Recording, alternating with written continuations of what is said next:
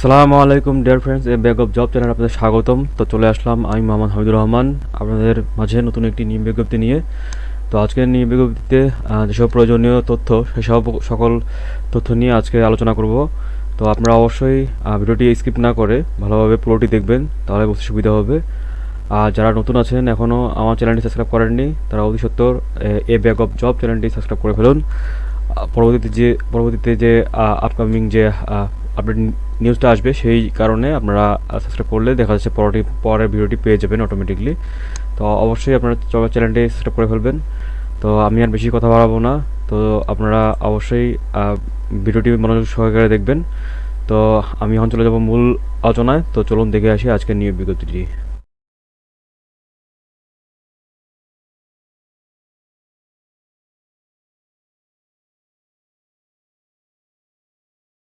তো আপনারা দেখতে পাচ্ছেন গণপূর্ত অধিদপ্তরের একটি নিয়োগ বিজ্ঞপ্তি।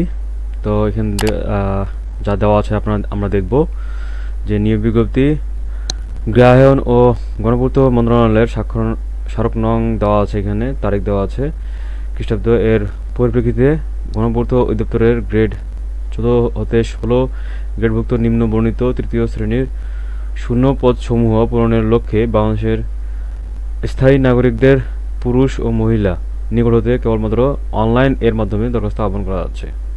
তো অবশ্যই অনলাইনে আবেদন করতে হবে। তো এখন আমরা দেখবো যে পদের নাম, পদের সংখ্যা এবং যোগ্যতা কী কী দেওয়া আছে। এখানে প্রথমে আমরা দেখতে পাচ্ছি যে ক্রমিক নম্বরে 1 নম্বর যেটা দেওয়া আছে steno typist cum computer operator. এখানে আপনাদের পদ সংখ্যা হচ্ছে 24টি এবং এখানে আপনার যোগ্যতা যাওয়া লাগছে কোনো স্বীকৃত বিশ্ববিদ্যালয় হতে অনন্য দ্বিতীয় শ্রেণী বা সমমানের সিজিপিএতে স্নাতক বা সমমানের ডিগ্রি থাকতে হবে। কম্পিউটার ব্যবহারে দক্ষতা থাকতে হবে অবশ্যই। বাংলা এবং ইংরেজিতে ষাটলিপির গতি প্রতি মিনিটে যথাক্রমে 45 ও 70 শব্দ এবং কম্পিউটার টাইপিংয়ের গতি প্রতি মিনিটে থাকতে হবে বাংলা এবং ইংরেজিতে যথাক্রমে 25 ও 30 শব্দ। এবং এখানে আরেকটি যেটা দেওয়া আছে যে জনপ্রশাসন মন্ত্রণালয় বিধি 1 শাখা কর্তৃক 24/9/2019 তারিখ জারিকৃত মন্ত্রণালয় বা বিভাগের সংযুক্ত পরিদপ্তর এবং দপ্তরের কমন পদ নিয়োগ বিধিমালা 2019 এর তফসিল 2 ও 3 অনুযায়ী পরীক্ষা গ্রহণ করা হবে। তো আপনারা দেখে নিলেন প্রথম যে পদটি তার যোগ্যতা। এরপরে আমরা দেখব যে এখানে 3 নম্বর যেটি আছে যে জরিপকারী। এখানে আপনাদের 14টি পদ এবং এখানে আপনাদের সরকার কর্তৃক স্বীকৃত প্রতিষ্ঠান হইতে জরিপ বিষয়ে ডিপ্লোমাধারী থাকতে হবে। এরপর আপনাদের নকশাকার, এখানে আপনাদের 106টি আপনার হচ্ছে পদ সংখ্যা এবং এখানে সংশ্লিষ্ট ক্ষেত্রে ড্রাফটিং সনদপত্র সহ এসএসসি পরীক্ষা উত্তীর্ণ হতে থাকতে হবে এবং অভিজ্ঞতাদের যারা অভিজ্ঞতা আছে এই সম্পর্কে তাদেরকে অগ্রাধিকার বেশি দেওয়া হবে। এরপর আপনাদের দেওয়া হচ্ছে যে কার্য সহকারী। এখানে আপনাদের 23টি পদ সংখ্যা এবং এখানে আপনাদের মাধ্যমিক ও উচ্চ মাধ্যমিক শিক্ষা বোর্ড হতে এইচএসসি পাস অথবা এইচএসসি ভোকেশনাল পরীক্ষায় উত্তীর্ণ সহ সংশ্লিষ্ট কাজে 5 বছরের বাস্তব অভিজ্ঞতা থাকতে হবে। এরপর আপনাদের 5 নম্বর যেটা দেওয়া আছে অফিস সহকারী কাম কম্পিউটার মুদ্রাক্ষরিক। এখানে কিন্তু আপনাদের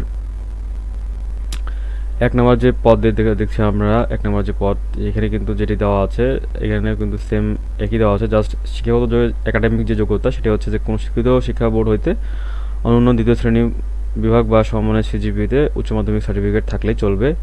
এবং এরপরে যা দেওয়া আছে এখানে কিন্তু সেম দেওয়া আছে, জাস্ট এখানে কিন্তু ষাটলিপিটে নেই, কিন্তু কম্পিউটারে দক্ষতা থাকতে হবে এবং আপনার এখানে টাইপিংয়ে ভালো থাকতে হবে কম্পিউটারে, ইংলিশ এবং বাংলায়।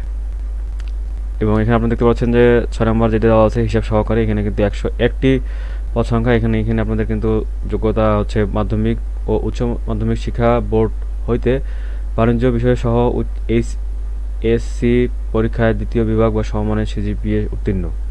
এরপর আপনারা দেখতে পাচ্ছেন 7 নম্বরে ট্রেসার।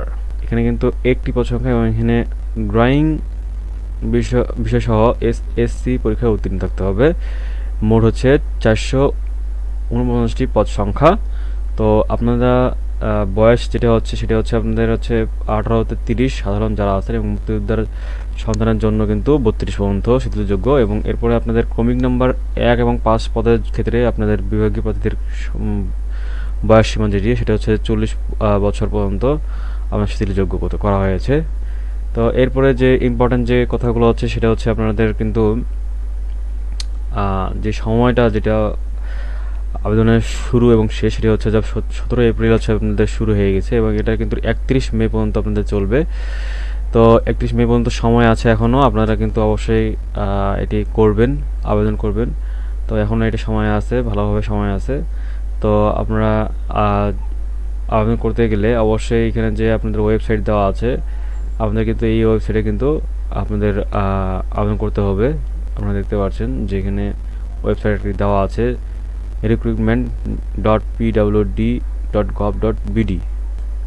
তো এখানে কিন্তু আপনারা আবেদন করতে পারবেন এবং এখানে বিস্তারিত সব বলা আছে এবং এখানে আপনাদের যে চার্জ সেটি আপনাদের কিন্তু পরীক্ষার ফি যেটি দেওয়া আছে সেটি কিন্তু আপনাদের কিন্তু 100 টাকা এবং সার্ভিস চার্জ হচ্ছে 4 টাকা, মোট হচ্ছে 104 টাকা জমা দিতে হবে।